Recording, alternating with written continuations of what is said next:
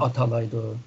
Ama Amerikacılık bombası mı tütün bile sözlügenden hem hava boşlukta hem havada hem denizde hem kuruklukta birlikte nime hücum kılalaydıgan güç hem de Amerika hem de hazırcı. Şununla bunun kim belki bir zamanı bir devirine deyiş biraz kıyım buldu ama bunun kim ki bir zamanıcı Amerika Xitay arasındaki cidel toxtumaydı. Ama uruşup sokuşup ahir bir yer kelgen çağda garipliklerini en yaxşı bildiğin bir nersi var. Bu bolsa balans yani güç tenkonluğu. Bu şartlıkla pek yaxşı bilmeyin çünkü şartlıklar ya sen yok alsa ya ben yok almam dep kıldım. Gariplikler hem de yengemeyen adam bile kilişviliş diyen bir an var. Şununla ertesi Xitay bilen eğer de Xitay'na yengemezse kilişvilişinin kimi ihtimali mi var. Onda bir takdirde belki bu Hint-Pasifik stratejisinin ki rolü bugünkü dek bugün biz belgen manacılık bir küçük ilgi olmaydı o da oylayın. Hem de biz yukarıda deyilgen barlık tadqiqatçılarning ki, mimarlarning ki o'tirib qo'ygan fikrlarning hammasi asosan bu nuqtada shunday qarasak, Beijing hukumatini yolg'izdek bir manzara hozir o'tirdi. Avstraliyaning siyosati qaraydi, Hindiston qaraydi, Yevropa davlatlari, Amerika atrofdan qarasak. Ama Rossiya bilan Yaponiyaning pozitsiyasi qanday bo'ladi? Hem de Rusya nurg'un chetdan Xitoy bilan hamkorlik qilyapti. Misol O'rta Osiyoda bugün de bir xabarda yezibdim, Balkan'da, Afrika'da hamkorlik qilyapti. Bu hamkorlik qilishning sebebi Amerika. Amerika'nın ki bisminden töpeyli bular mecburi yoki mantiqiy to'y qilish degan bir gap bo'ldi bu xalqaro munosabatda bu gap bor. Yani bir mantiqliq bir bir ittifoq. Eğer de ertesi gün bu mantık tügse, mantıkım tügeydi yani. Bu mu arasında bir cidal çıkış mümkün. Çünkü Xitay'ın felsefesinde asmanda iki koyaş bulmagandek yeryüzünde iki padişah bulmaydı. Bunlar yan yanda hoşuna olgaçka. Hem de tarihi bazı husumetler var, bazı ihtilaflar var. Bunlar tığı hal bulmayı vardı. Bugünlerde küçük bir yerinin bir mesele çıktı. Hem Rusya'da hem Xitay'da talaş tartıştılar. Şununla bulanın arasındaki ziddiyet kelbisi, Karpançatır kelbisinde bir ziddiyetlik bir devlet bulmuş mu? Normali bir devletke ayrıldı. Bu halkara münasebette de normal devlet, normali devletteydi. Buluş mümkün. Şununla bu cetten digen çağda Asya Tinç Okyanusu'da Rusya'nınki köp yardımı bulmaydı. Fakat Japonya'dan ilvagan bazı arallar var. Bu Kuril arallarıdaydı. Bunlar 4 parça. Bu Amerika uyanı Rusya uyanı boş koymaydı. Çünkü Asya kırışı için o uya lazım bulundu. Şununla Rusya'nın ki milli menfaatine alakadar kılgan kısım aslında Şimali Tinç Okyanus. Yani töven taraflarda emez. Hem de Japonya Amerika ile yakındı. 1980'nin 5'inde mi hazır Xitay ile Amerika'nın arasında ticari uruş boğandek, Soğuda uruş boğandek şu vakti da Amerika Japonya'dan boğan. Japonya hem de Japonların yüzündeki deyişiyle teslim oldu Amerika'ya. Şununla Japonya hazırlıkça iktisadi terakkiyatını texmi bir yuqori bir palga ilib ma'mayotdi. Bir halda terakki qilyotdi. Xitoy buni ko'rgandan keyin biz bu Amerikaliklar bilan kelishmayli degan ko'z qarashni shu Japonning misolini ilyapti. Keyingi shu Trump hokimiyati kelgandan beri shu sherik davlatlarga jiq bism ishlatdi. Yevropa bo'lsin, Osiyo Tinch Okyanusi bo'lsin. Bularga bism ishlatgandan keyin Japonya shu keyingi bir yilning ichida Amerikaga bo'lgan ishonchisi ojizlayapti. Ojizlagandan keyin hamda Japonya Xitoy bilan yaqinlashishning yo'lini izlayapti. Japonya agarda Japonya bo'lman deydigan bo'lsa, 3 yo'li bor tanlaydigan. Birisi Japonya o'zi taraqqiy qilib cho'ng davlat bo'lib ki buni 1860'dan keyin Meiji islohoti bilan birlikda 1895'te Xitay Deniz Armiyasini yengip 20-30 yılның içinde Asya'nın en çoğun devleti bo'lalıgan. İkinci talaydıgan bir yolu Amerika ile bo'lgan bu strateji hamkorlikni devam kıldırış ve özünü qo'g'dab qilish. Üçüncü bir yol bo'lsa, Xitoyning bozorini ko'z tutib turib, Xitoy bilan hamkorlik qilish jarayonida Japoniyani kuchli tutish.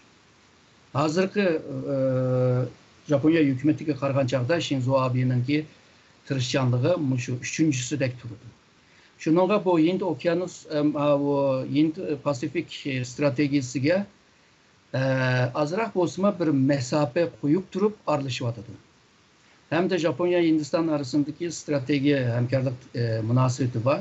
Bu yalnızla mındavi ticarette, iktisat emas, teknolojide, harbiy jetden, hava boşlukta,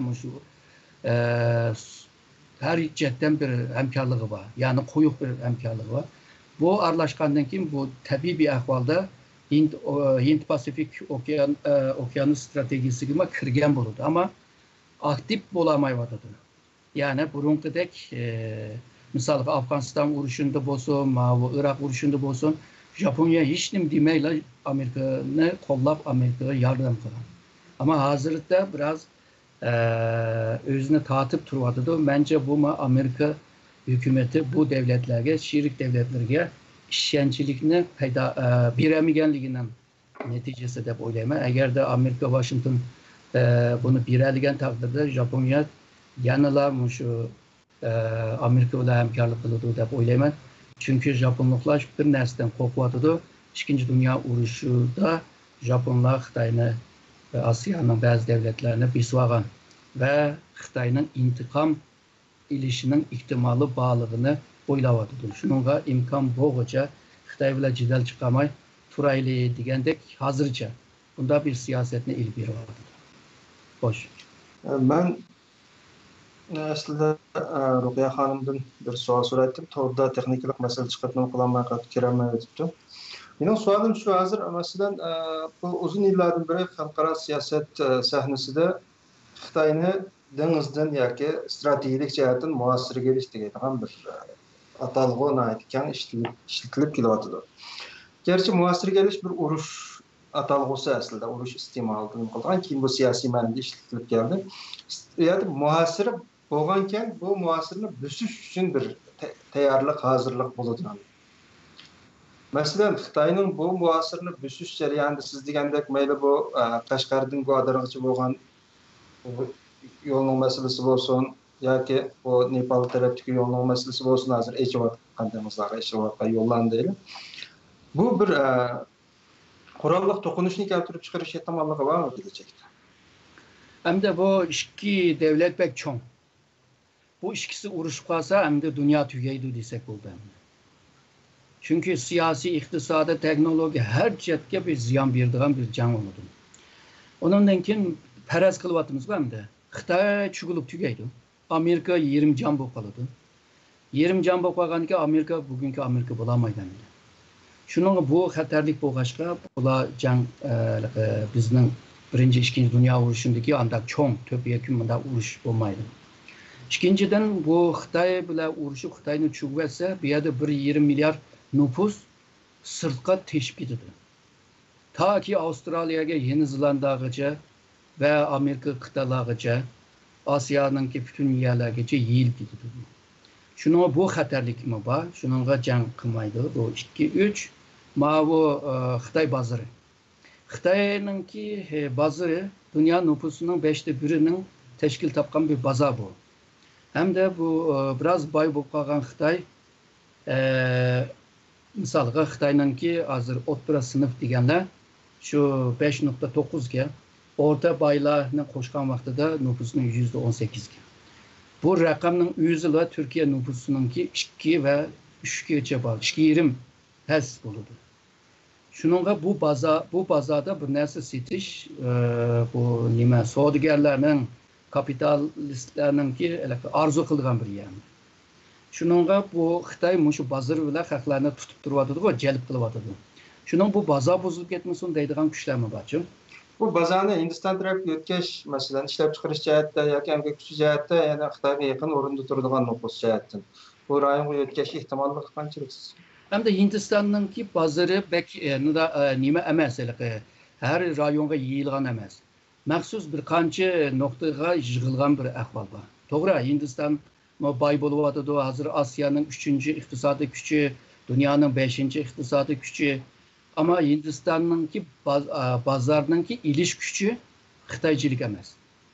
İkinciden Hindistan'ınki bazarın kurulması ve onun sistemi tehe mavu Xitayga yetmeydi. Xitay nurgun cihetten bir teyyar bazarınki teyyar bir bazarda. Şununla bu Xitay'dan ayrılamasının sebebi şu. Hem de bunun din kim belki demin hazır degandek Hindistan'a, Vietnam'a, Endonezya'ga, hatta şu en cenub tarafga misalga Yeni Zelanda ve Avustralya'ga yeyilish mümkün. Baza bo'lgan ama ularning nüfus yetmaydi dünyada. Şununla bu kitish mümkün. Bununki mümküniyetinin yanı birisi bo'lsa, ama Amerika Xitoyning arasında to'la bu jidallar devam qilsa, ondan keyin kelgusini mo'ljallay muqimsizliklarni his qilgan chog'da nurg'un tijoratchilar hamda savdogarlar Xitoy bozoridan asta-asta chiqadi. Hozir yilmi chiqyapti. Ama ko'plab chiqqani yo'q. Shuningga bu hozir bu bizniki texniklik masala herhalde ko'p üzülüp nimadan ko'p shikoyat kelyapti hozir nima qilmoqda. Mesela o demek kompüterning masalasi olsun başka nimada biraz masala bordek bir qancha qatam ko'rinishlar yo'q, ovoz kelmayotgan, internet uzilayotgan degandek tekrar nimalar bo'lgan o'xshaydi. Hammadan ko'p rahmat aslida Malkizat xonimga, Nijat efendimga, Ruqiya xonimga hammalarga yana bir qator savollar bor. Bu biz bir soatda qisqa mo'ljallab qo'ygan ahvolda, ammo qaraganda texniklik masalalar tufaylidan boshqa bir nimada davomlashtirsak. Hammalarga ko'p rahmat. Ruqiya xonim internetning sababidan kiramadim deb uchur yozdi. Şuna Dr. Erkin Ekrem efendim, Malikzat xanım, Nijat efendim, Ruqiya xanım hammalarga ko'p rahmat. İnşallah bunu